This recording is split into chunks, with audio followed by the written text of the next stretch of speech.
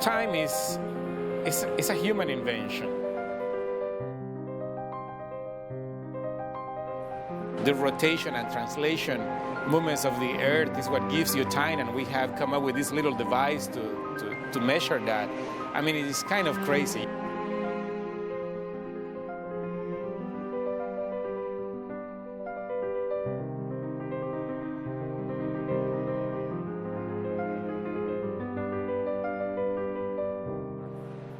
You know, everybody relates to a watch because it tells time. And time is what connects us, you know.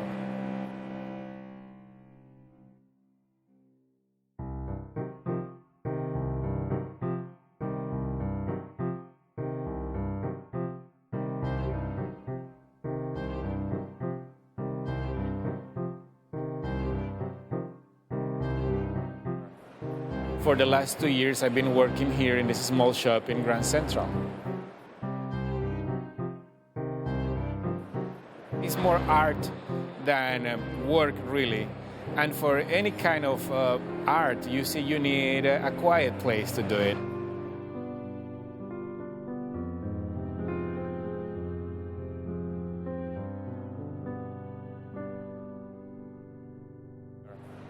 People don't know what a watchmaker is.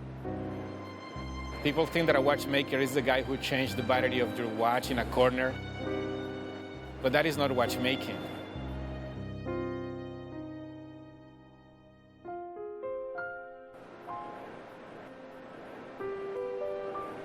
I was born originally in Honduras, and I relocated to New York 11 years ago. I didn't know I would fix watches here when I came here. I was doing whatever was available because you had to survive. And I hadn't fixed watches for a while, although I did that when I was a little kid in Honduras.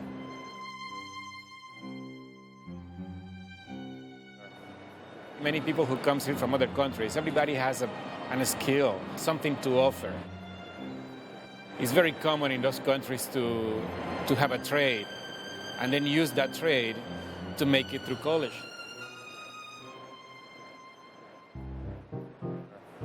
We don't have schools for this. You gotta go the old-fashioned way. You gotta find an old master who would be willing to take you under his wing and train you.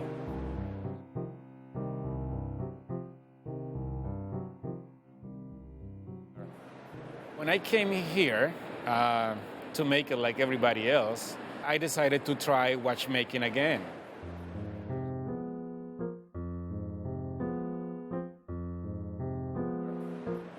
If you see a watch inside of you have, it's so small, some little things. Nowadays we have so much technology to make those little parts. But 100 years ago, there were people making those little screws and those little things by hand. You know, everything is beautiful inside. And you see some watches, it's closed, the back is sealed. You cannot see what is inside. But it's beautiful. It's still beautiful even though you cannot see it.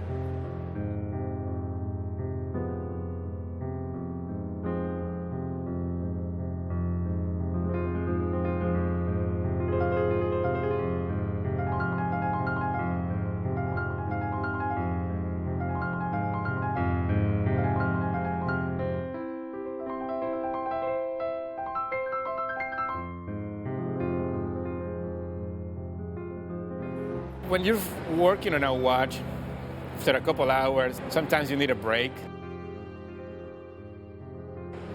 But the type of break you need, it cannot be, I mean, the change is so sudden. Like, I'm in a little cubicle fixing a watch, and then you just open the door of the shop and you see Grand Central. It's like too much, you know. It should be more gradual, I guess.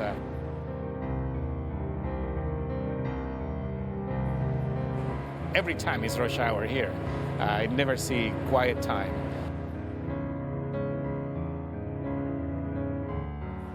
There's no comparison.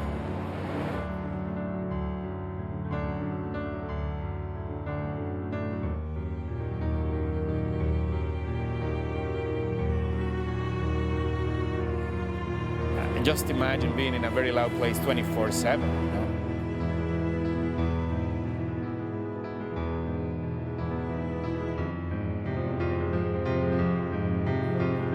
Even those who say that they enjoy people all the time, they need also, a little moment alone.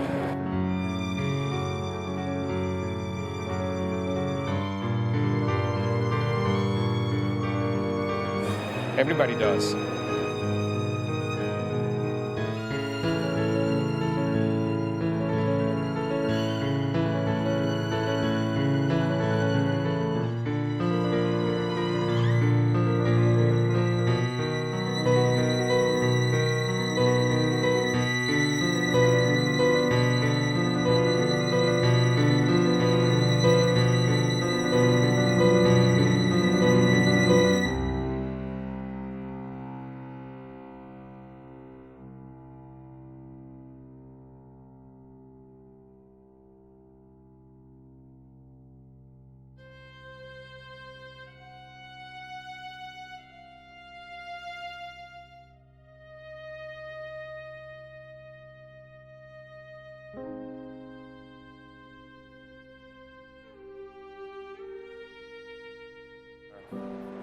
The lifestyle you have when you're a watchmaker is 8 hours of your day where nobody talks to you, you're in a quiet place, there's no distraction.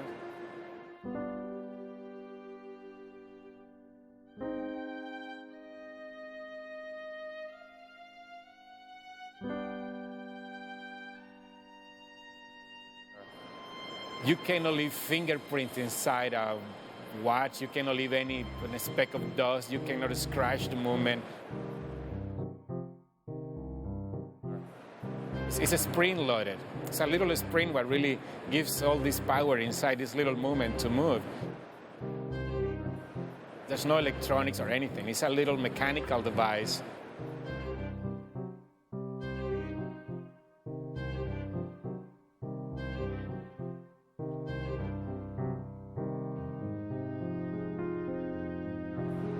Especially in very busy cities like New York, everybody depends so much on time and it becomes a habit. And even people who don't wear a watch all the time, they have their cell phones now with displaying the time all the time, and everybody's checking that every 5 seconds, and there's no need for that. You become like a slave of punctuality and time.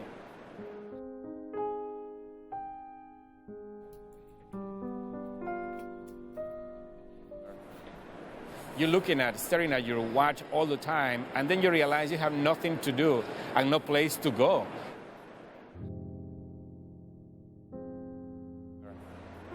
You see, not too long ago, people are still, in some places, I guess, people are still looks up to the sky to tell time.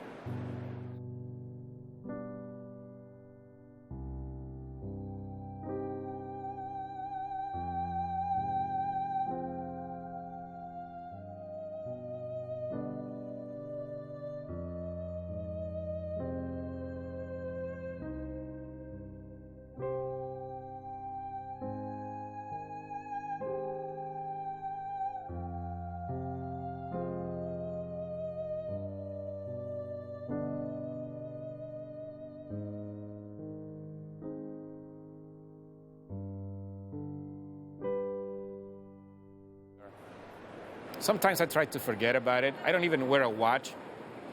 I need the time maybe 3 times a day when I wake up and to know that I gotta be at work at 8 o'clock in the morning.